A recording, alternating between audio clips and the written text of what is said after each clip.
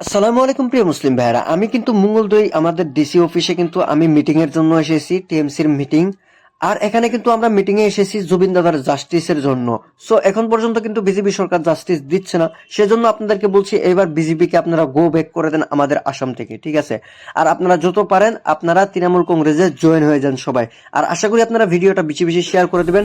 আর আমাদের আসামের king here আমুথু Zubeen গার্গের জন্য সবাই হ্যাশট্যাগ কমেন্টে জাস্টিস ফর জুবিন গার্গ লিখবেন।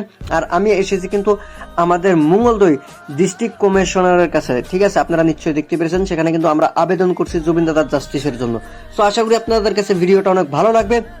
অবশ্যই আপনারা ভিডিওটা শেয়ার করে সকলের কাছে আপনারা পৌঁছে দেবেন বলে আমি আশা রাখলাম।